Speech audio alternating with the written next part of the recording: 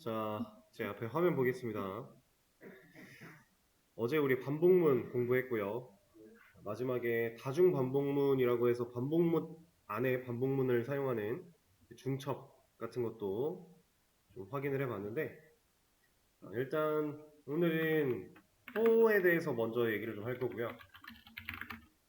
어제 반복문의 종류에 while과 for가 있다라고 말씀을 드렸죠. 향상된 for는 나중에 할 거라고 말씀을 드렸고, 그 중에서 이 for에 대해 좀 얘기를 해볼까 합니다.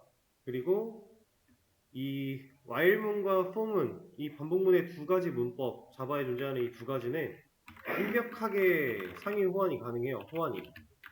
그러니까 while로 가능한 거는 for로도 돼요. for로 가능한 건 while로도 돼요. 유일하게 호환이 안 되는 게 향상된 for문. 얘는 좀 특수한 경우에만 가능한 거라서 그 외에 나머지 것들은 while과 for로 무조건 호환이 가능하다. 그렇다라는 건 사실상 둘 중 하나만 알아도 코드를 쓰는 데는 지장이 없어요. 내가 while이 편해 그럼 while만, for가 편해 그럼 for만 해도 지장은 없어요. 다만 그 지장이 없는 거는 나 한정이고요. 개발은 혼자 하는 게 아니라 협업이라고 했으니까 나는 while이 편해서 while만 주구장창 썼는데 다른 사람이 쓴 코드를 분석해야 되는 시점이 됐을 때 그 사람은 for를 썼을 수도 있어요. 그죠? 아니면 반대로 내가 for를 썼는데 그 사람은 while을 썼을 수도 있고, 이런 상황이 됐을 때 여러분들이 다른 사람이 적은 코드를 분석하는데 문제가 없어야 하고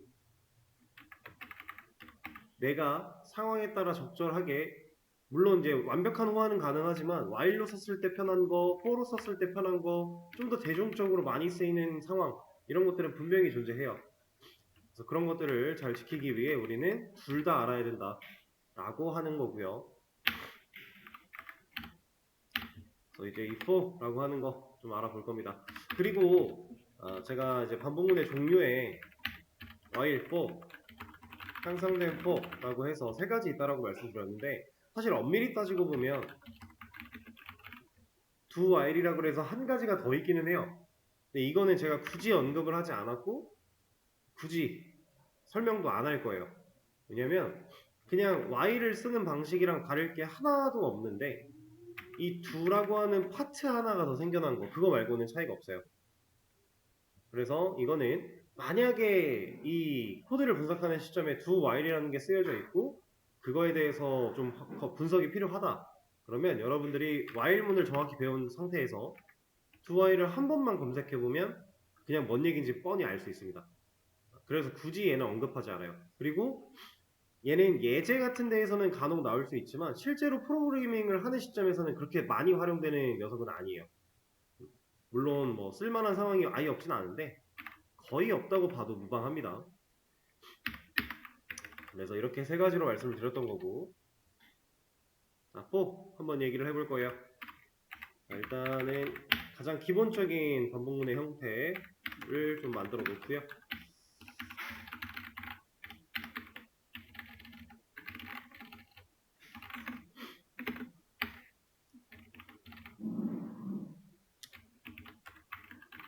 자, 얘는 테스트라고 하는 출력의 결과를 3번 뽑아내기 위해서 i가 1부터 3까지 1씩 증가하는 반복문을 만들어 놓은 거예요. 자, 얘를 제가 for로 변경을 할 건데 잘 보세요. y를 for로 바꿀 겁니다. 그리고 바깥에 있던 이 초기값 부분을 잘라내기 위해서 조건의 앞에다가 붙여넣기를 할 거예요. 그리고 내가 반복하고자 했던 이 구문을 밑에서 받쳐주는 이 스텝을 그대로 잘라내기 위해서 조건의 뒤에다가 붙일 건데, 자바에서는 세미콜론이 마침표라 그랬죠. 근데 지금 보면은, 잠시만요. 이게 또 안 먹네. 자, 지금 보면은 초기 값을 가져와서 마침표를 찍었어요. 그 다음 조건이 나왔고 마침표가 없죠. 스텝이 나왔고 마침표가 찍혀 있어요. 근데 여기는 끝나는 부분이잖아요. 그래서 이 마지막에 있는 세미콜론을 조건 뒤에다가 잘라서 옮겨줄 겁니다. 이러면 for가 끝나요. 근데 이렇게 보면 좀 가독성이 떨어지니까 마침표 뒤에는 띄어쓰기를 하나 더 붙여줄게요. 이러면 for가 끝났습니다. 좀 전에 봤던 그 while문이 돌아가는 상황과 이 for가 돌아가는 상황은 완벽하게 일치를 해요. 얘도 테스트를 3번 출력해주는 반복문이 된 거고요. 자, 다시 while로 돌아가 볼 거예요.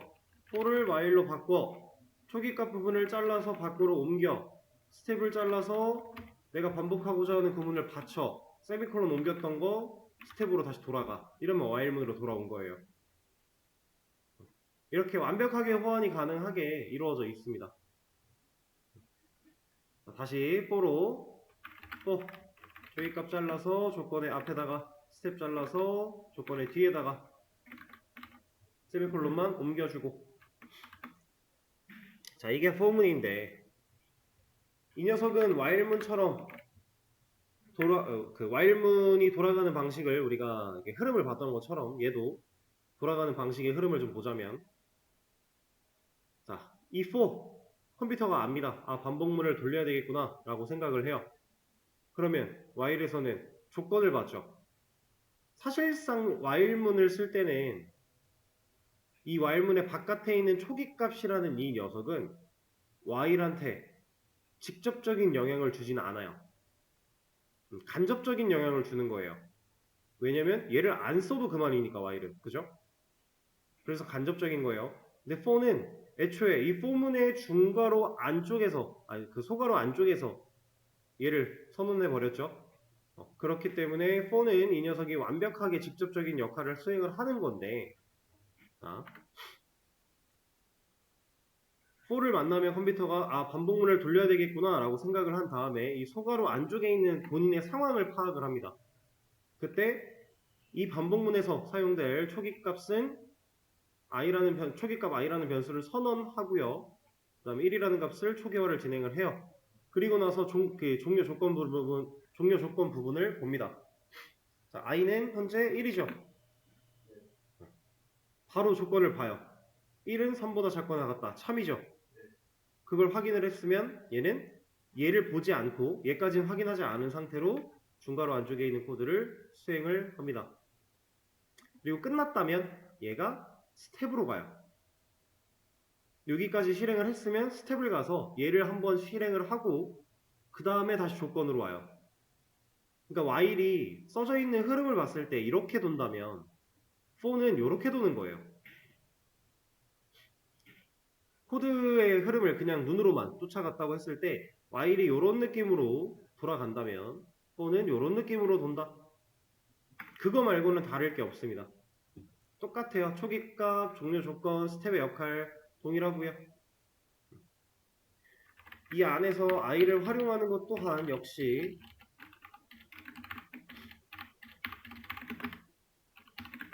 상관이 전혀 없고요. 문제가 없습니다. 자, 근데 이제 for문과 while문의 가장 큰 차이라고 한다면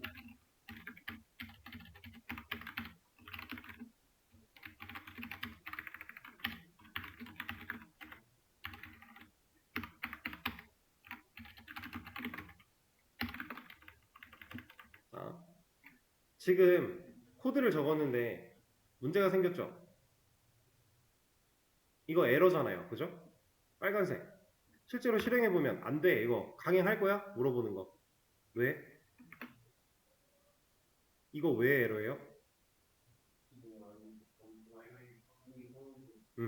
우리가 변수를 만들어낼 때, 변수를 선언할 때 같은 공간 안에서 똑같은 이름으로 선언을 못한다라고 했어요.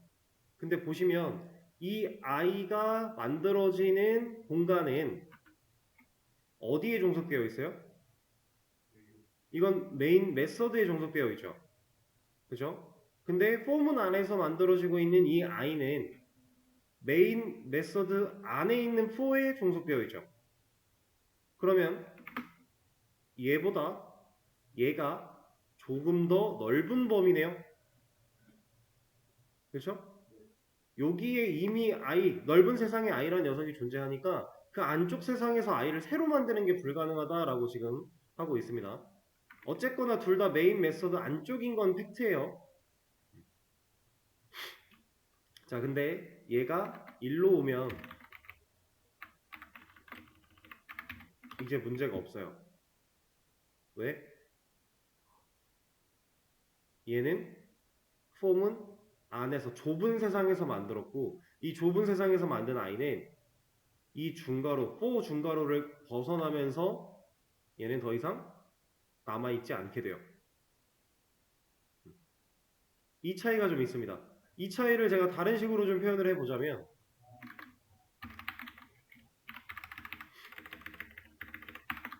y는요, 이 과정이 전부 다 끝나고 나서 i의 값을 찍어본다라고 했을 때 4가 나오겠죠? 3까지 참일 거고 4부터는 거짓이라 나왔으니까 얘가 찍히는 건 4예요. 자, 4는 i를 애초에 못 찍어봐요. 방금 전에 얘기했던 거랑 똑같은 상황이에요. 이 포문이라고 하는 좁은 세상에서 만들어진 i이기 때문에 이 세상을 벗어나면 이 i는 존재하지 않아요. 그래서 얘는 바깥 세상에서 사용을 못합니다. 차이가 있다면 이런 거. 자, 그리고 제가 반복문을 사용하면서 초기값으로 사용하는 변수의 이름을 계속 i, 뭐 j 이런 식으로 사용을 하는데 이거 큰 의미가 있는 거 아닙니다. 그냥 변수예요. 그래서 여러분들이 i가 아니라 이렇게 쓰셔도 전혀 상관없어요. 이거는 정말 상관이 없는 거예요.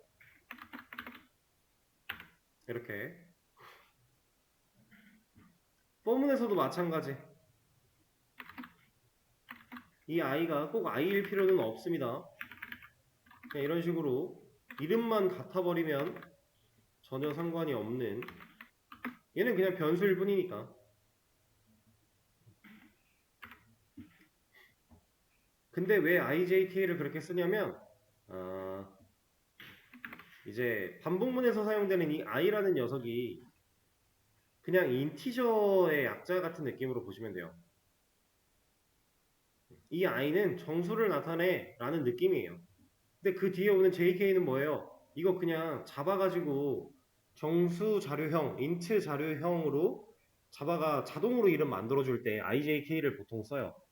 그래서 그냥 개발을 좀 하던 사람들은 이런 변수를 만들어낼 때 이 이름을 그냥 쓰곤 합니다. 이렇게 별 의미는 없어요. 크게 안 써도 되고 전혀 상관없다 라고 하는 거. 그리고 여기 포문 안쪽에 있는 이 녀석은 변수, 초기값으로 사용할 변수를 선언하고 초기화하는 과정이기 때문에 결국 초기값을 나타내기만 하면 되거든요. 그래서 이런 것도 가능해요. 이건 편의상 i로 다시 바꿀 거고요.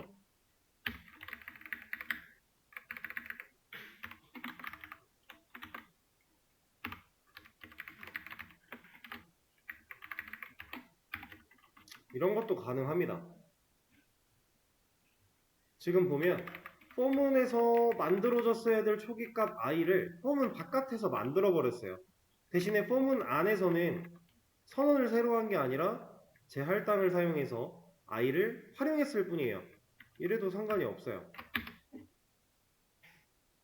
0이었던 i를 이 포문 안에서는 1부터 시작을 할 거야 라고 바꾼 거니까 사용하는데 전혀 지장 없습니다. 꼭 선언 초기화를 다 해야 돼는 아니에요. 선언되어 있는 변수를 가져다가 써도 문제는 없어요. 애초에 이렇게도 가능해요.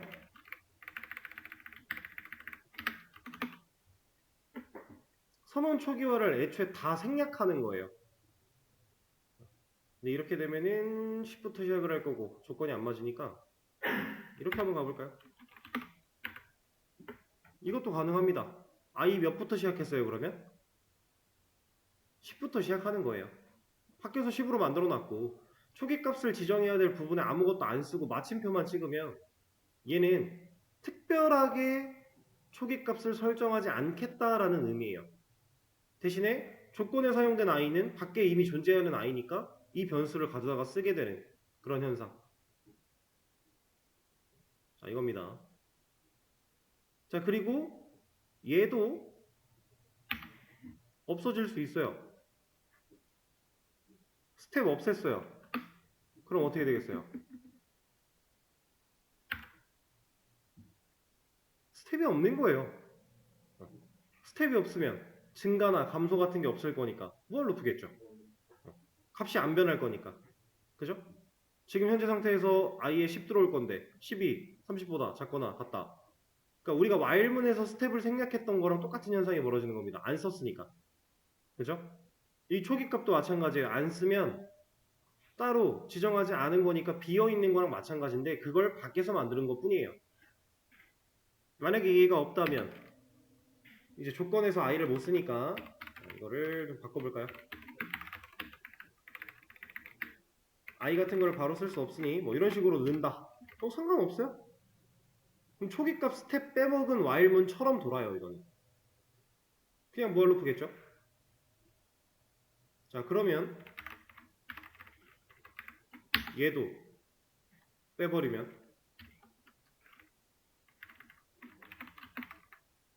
이건 어떨까요?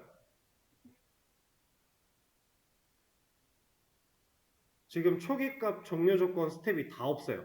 while문은 종료 조건이 없는 게 말이 안 됐어요. 왜냐면 걔는 소괄호 안에 문법으로 종료 조건을 넣었어야 되니까. 애초에 없으면 빨간 줄이었잖아요. 근데 for문은 지금 빨간 줄이 뜨나요? 안 떴죠. 마침표가 찍혔다는 얘기는 내가 얘네들의 부분을 파트를 놓친 건 없어. 하지만 생략했어. 쓰지 않았어. 라는 뜻이에요. 얘를 돌려보면 이거 그냥 무한 루프입니다. for문 가지고 무한 루프를 만들어서 쓴다라고 하면 보통 이렇게 사용을 해요. 물론 이렇게 사용하지 않고 조건부에 true를 그냥 넣어서 쓰기도 해요. 이렇게 써도 돼요. 근데 이거 안 써도 무한 루프니까 굳이예요, 굳이. 자, 근데 for문으로도 이렇게 무한 루프를 만들어내고 사용하는 게 전혀 문제가 없지만 보통 무한 루프를 쓰면 while 가지고 씁니다. 그게 조금 더 깔끔해서. 그리고 그 외에 무한 루프를 사용하는 경우 외에 반복문을 돌려야 되는 상황이 온다면 대부분 for를 사용해요. 자, 보통 그렇습니다. 뭐 아닌 경우도 물론 있겠지만.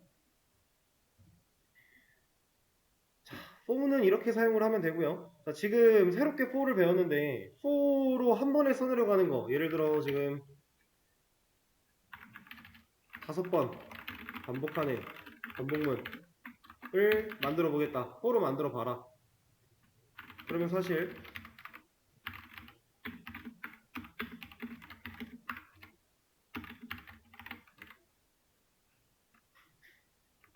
뭘 빼먹었지? 아, 얘가 무한 루프라서. 야, 이러면은 5번 반복하는 반복문은 끝이 납니다. 자, 이렇게 쓰는 게 지금 for를 이제 막 배웠기 때문에 어렵다면 여러분들 저번 시간에 공부했던 while문, 걔는 문제를 풀면서 많이 연습이 됐죠? 그럼 while문으로 먼저 쓰세요.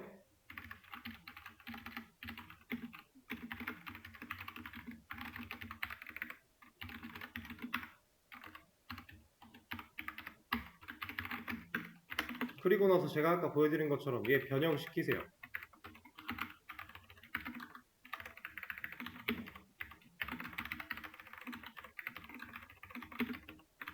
이러면 for 나오잖아요. 그죠? 처음에 너무 안 되면 이렇게라도 하세요. 그리고 while을 for로 바꿨다면 for도 while로 바꾸는 연습도 같이 하세요. 그래서 두 개를 완벽하게 마스터를 하셔야 됩니다. 그리고 몇 번 쓰다 보면 결국 이 녀석도 익숙해지시게 될 거예요. 별거 없기 때문에. 우리가 while에서 사용했던 개념들이 for라고 해가지고 엄청나게 틀려지거나 막 결이 달라지거나 이런 건 전혀 아니니까 몇 번 해보다 보면 금방 익숙해지실 거고요.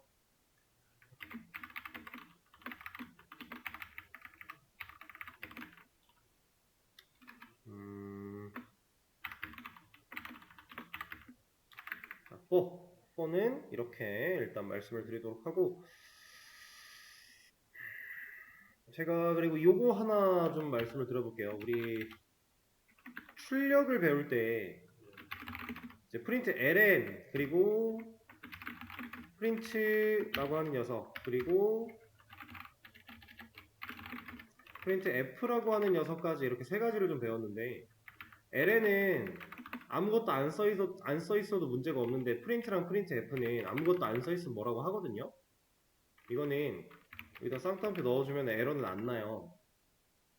네, 프린트는 어차피 우리가 잘 안 쓴다 그랬으니까 논외로 치고, 프린트 f 이 녀석이 가지고 있는 특징, 프린트 ln과 다른 거, 줄바꿈 안 하는 거 빼고 얘가 가지는 특징, 그거에 대해서 좀 말씀을 좀 드려보도록 하겠습니다. 이제 슬슬 여러분들이 얘도 활용하면 좋아지는 시기가 올 거라서 이거 좀 말씀을 드릴게요. 처음에 이제 이걸 말씀을 드릴 때 그 새로운 얘만 가지고 있는 특징적인 부분은 나중에 뭐 변수 같은 걸 좀 배워야 우리가 제대로 이해할 수 있고 사용할 수 있다라고 해서 아직 안 알려드렸었는데 이제 좀 알려드려 볼게요.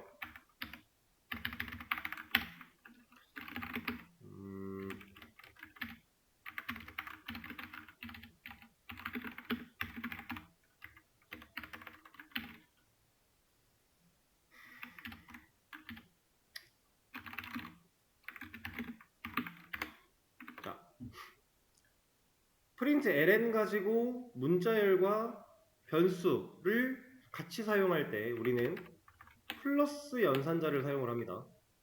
이게 int면 문자로 변환되어 이어붙이기가 될 거고, 애초에 int가 아니라 문자열을 나타낼 수 있는 이런 녀석이라면 변환할 과정 필요 없이 그냥 문자로 이어붙이기 어쨌든 그렇게 될 텐데, 이건 이거 가지고 얘기를 할게요. 어쨌든 우리가 하고 싶은 거는 문자열과 변수를 같이 사용할 때 그때 우리는 플러스 연산자를 사용을 한다라고 하는 거고, 프린트 f에서 이 녀석을 똑같이 하려면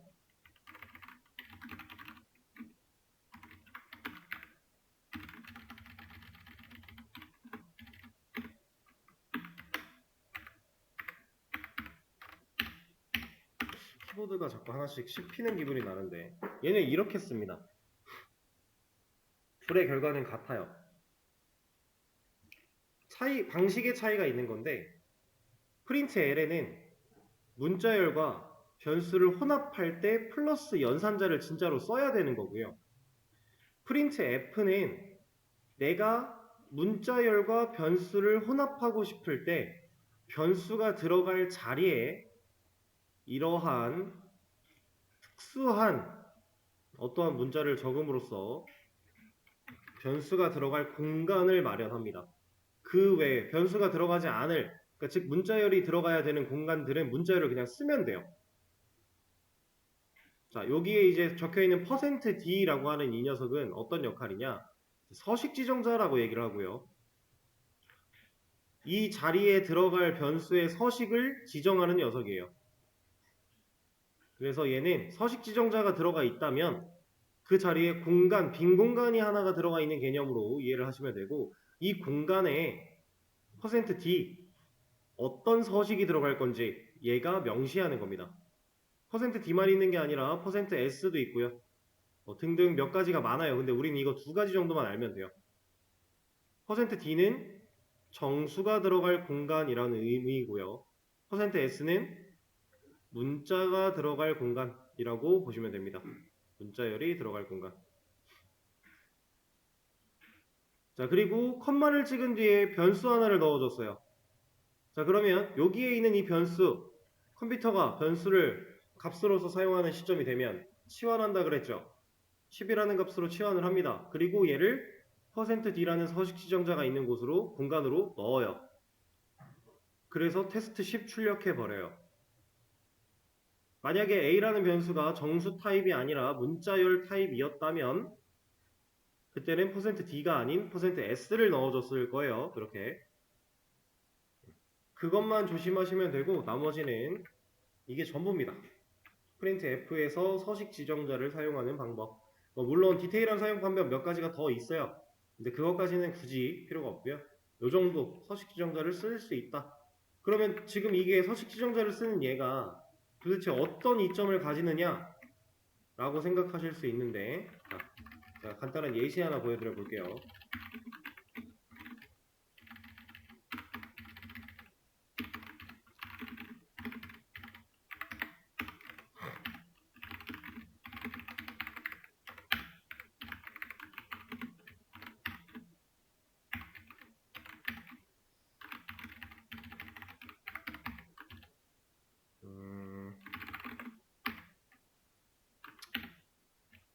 일단은 ln 가지고 하는 걸 보여드려 보도록 하죠.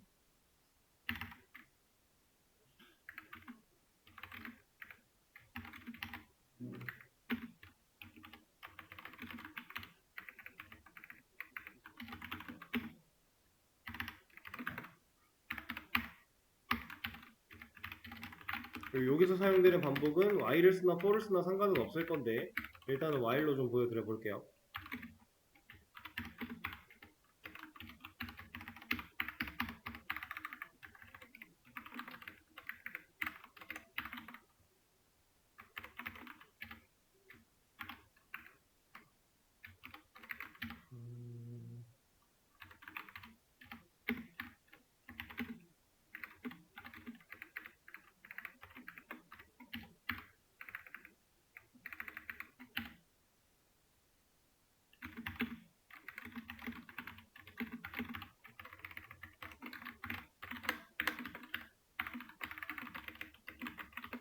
이런 느낌.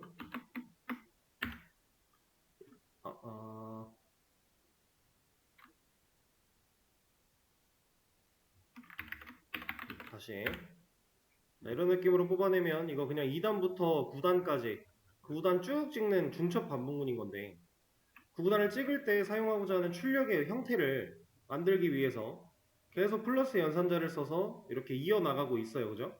변수와 문자열 간의 이어붙이기를 위해 플러스 연산자 계속 쓰고 있는데, 이러면 생각해야 될 것들이 좀 많아요. 띄어쓰기를 사용하는 부분이라든가 나눠지는 포인트들, 이런 것들을 잘 고려해서 얘를 짜야 돼요. 근데 이거를 프린트 F 가지로 만들면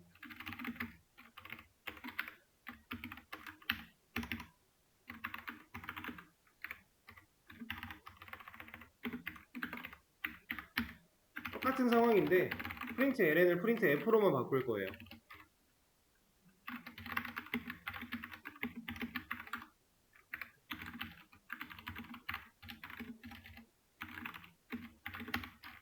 자, 이러면 끝나요. 결과는 똑같습니다. 지금 뭔가 문제가 있는 거는 제가 저기다가 하나를 빼먹었어요.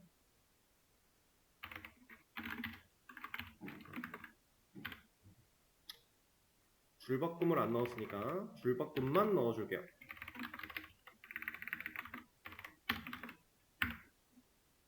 이러면 진짜로 프린트 ln이랑 f랑 똑같은 결과를 보여줍니다. 이 출력의 결과를 뽑아낼 때 내가 변수와 문자가 이어붙는 그 상황을 생각하면서 고려하면서 플러스 연산자를 써야 되는 상황과, 얘는 서식지정자로 내가 완성하고자 하는 문구를 넣어놓고 구멍만 뽕뽕뽕뽕 뚫면, 거기다 늘 값만 제대로 넣어주면 문장 그 출력되는 그 결과를 만들어내기가, 모습을 잡기가, 모양을 잡기가 좀 더 수월하다라는 거겠죠. 이게 문자열과 변수의 그 종합 혼합적인 활용이 더 복잡해지면 복잡해질수록 ln보다는 f가 훨씬 쉬워요. 형태를 만들어내기가. 그럴 때 이제 프린트 f도 활용하면 좋다. 단순히 줄바꿈을 사용하지 않는, 줄바꿈이 되지 않는 그런 능력치를 제외하고서라도 이런 기능들이 있다라고 하는 거예요. 그런데 구멍이 하나 있고 변수가 하나 있으면 당연히 여기로 들어갈 텐데, 지금 밑에 있는 얘는 구멍이 하나, 둘, 세 개예요. %d 정수가 들어갈 구멍을 세 개를 뚫어놓고 여기다가 하나, 둘, 셋을, 얘는 하나의 연산 결과가 남을 거니까 이렇게 셋을 남겨주면 얘는 무조건 순서 따라갑니다. 이렇게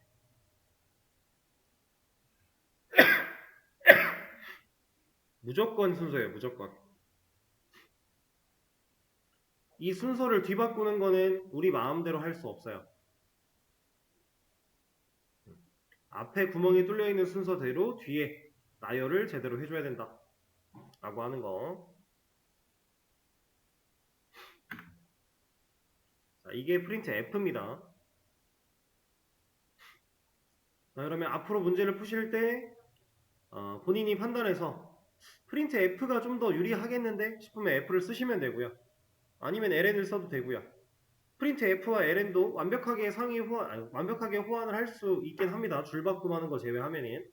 그러니까 굳이 막 스트레스를 받으실 필요는 없는데 이것도 둘 다 활용할 줄 아는 게 당연히 좋은 일이라서 연습을 좀 하시면 그렇게 어렵진 않아요. 처음 봤을 때는 이게 뭐지? 약간 이런 느낌이 들 수도 있겠지만 한두 번 또 해보다 보면 별거 아닌 녀석이니까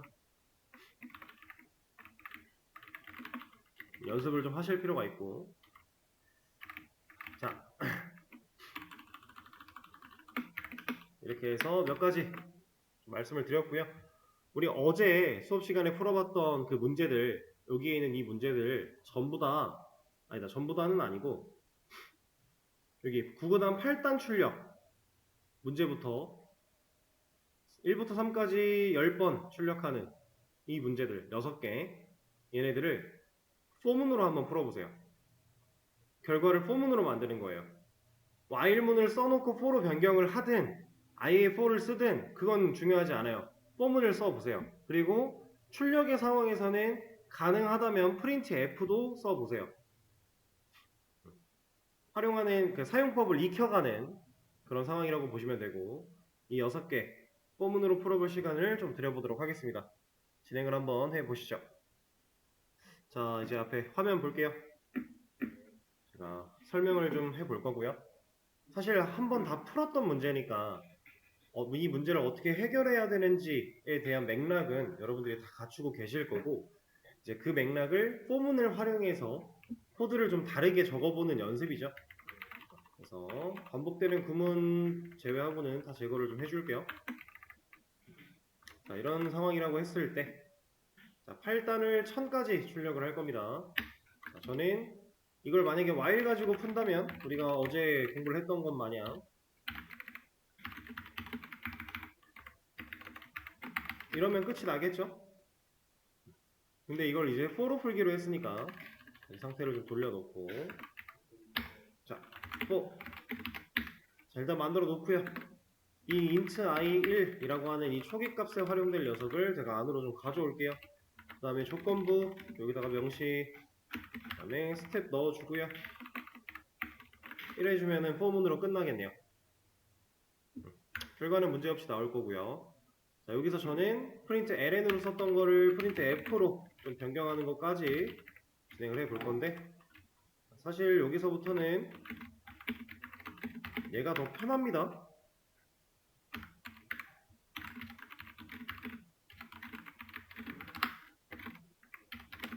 이렇게. 이러면 이제 프린트 F 가지고도 똑같은 형태를 출력을 할 수 있을 거고요. 얘랑 이 위에 있는 이 녀석과 아래에 있는 이 녀석 둘의 사용법을 둘 다 적절하게 익혀두시는 게 좋습니다. 그래서 포문 가지고 만드는 거 처리를 해봤고, 두 번째 1부터 5까지 출력 여기서 바로 하겠습니다. 백지 상태라고 했을 때 1부터 5까지 출력을 하기 위해 반복문 입력을 할 건데, 제 i를 1로 놓을 거고요. 이 녀석을 5까지 1씩 증가하면서 갈 수 있게끔 만들어주고, 이 상황에 변하는 수 i를 출력하겠다라고 해주면 1부터 5까지 출력할 수 있겠죠.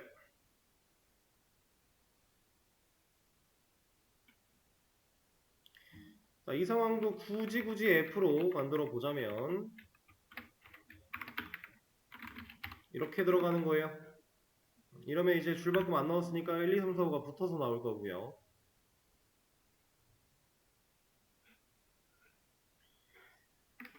자, 다음 마이너스 100부터 25까지, 이거는 뭐 적용하는 방식이 똑같겠죠. 초기값 부분에 마이너스 100부터 종료 조건 25까지 양의 방향인 거 틀림이 없으니까 그냥 바꿔주면 된다. 다음 8단 출력 곱하기 1000부터 1까지 역순이죠.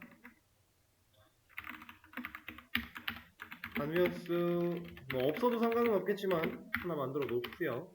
다음 for를 사용해서 int i는 1부터 i가 9까지가 아니죠. 9까지가 아니라 얘를 1000부터 1까지니까 부등호의 방향이 반대로 바뀌어줘야 될 거고요.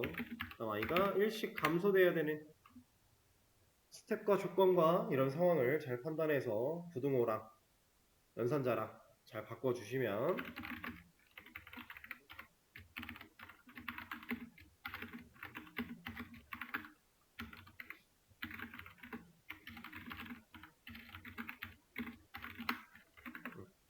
나머지는 똑같이 처리가 잘 될 겁니다.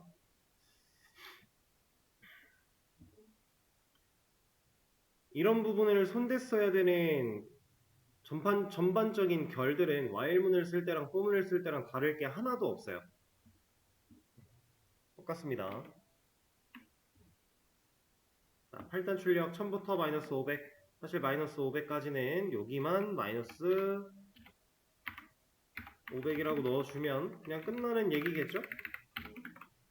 특별할 게 없습니다, 이거는. 자, 이제 중첩 반복문을 위해 1부터 3까지 10번 출력하는 문제. 자, 제가 이거 문제 풀 때 두 개로 좀 나눠서 생각을 하시면 좋다라고 했어요. 1부터 3까지의 출력을 총 10번 반복할 거다. 그래서 우리는 총 10번 반복하는 반복문을 먼저 적어놓으면 편하다라고 했고요.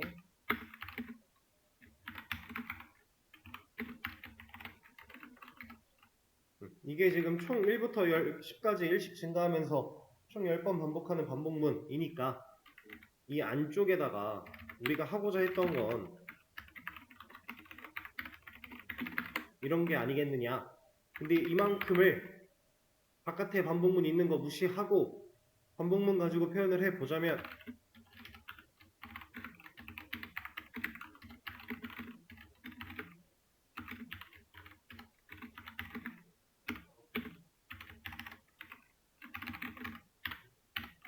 이렇게 쓸 수 있지 않느냐. 그러면 이제 이 녀석들을 합쳐내기만 하면 끝이 난다 라고 하는 개념이 되겠죠. 오히려 중첩으로 반복문을 사용하는 경우부터는 while보다 for가 조금 더 쉬울 거예요. 왜냐면 이 녀석은 초기값의 위치나 스텝의 위치를 특별하게 고민할 필요가 없어요. 왜냐면 그 for문 안에 서가로에 다 넣어버리면 그만이니까. 근데 while은 애초에 while 바깥에 초기값이 존재했고 스텝이라고 하는 건 while문 안에 종속이 되어 있는데 어디에 종속시키냐에 따라 결과가 또 달라지는 그런 문제들이 있었죠. 근데 for문은 그런 걸 고민할 여지가 없다. 왜? 들어갈 곳이 명확하게 정해져 있으니까. 그래서 오히려 덜 헷갈리게 중첩 반복문을 사용할 수 있게 됩니다. 이중 포문을 사용을 한다면 이러면 이제 끝이 나죠. 확실히 중첩을 쓰기 시작하면 티가 좀 확 나요.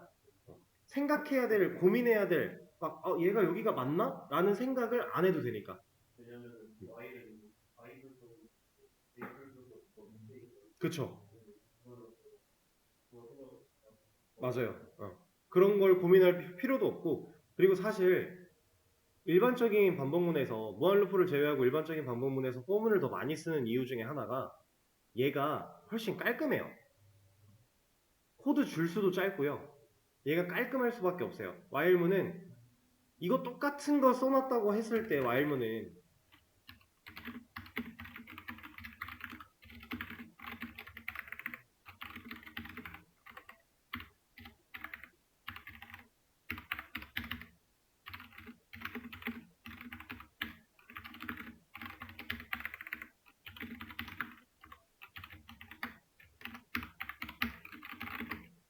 이렇게 써야 되잖아요. 이것보다 훨씬 구조적으로 깔끔하죠, 그냥. 그래서 대중적으로, 일반적으로 무한루프를 제외한 상황들은 대부분 폼은 가지고 처리를 합니다. 이렇게. 얘로 안 돼서 안 하는 게 아니라 훨씬 더 이해하기가 간편하고 깔끔하니까 얘를 더 선호한다 라는 느낌으로 보시면 될 것 같아요.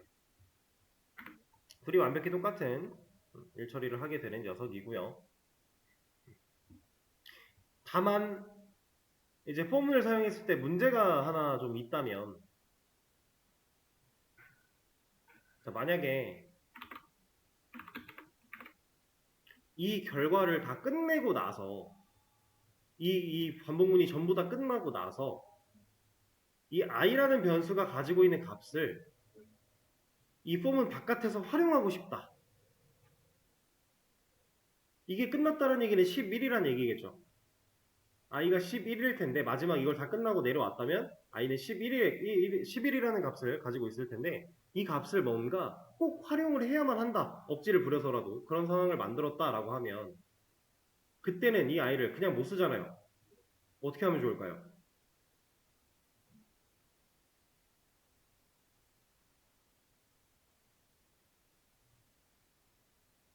이 녀석을, 이 i를 포문이 끝난 이 자리에서 못 쓰는 이유는 소괄호 안쪽 포문에서 선언됐기 때문이에요.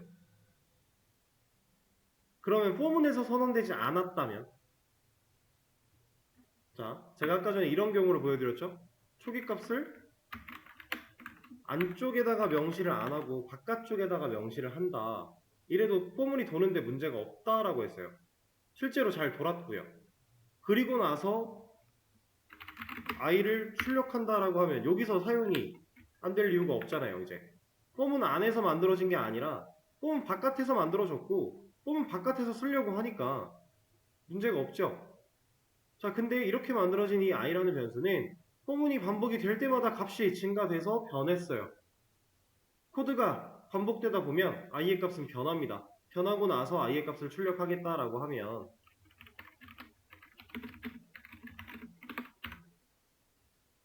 이제는 그 결과를 뽑아내는 게 문제가 없죠.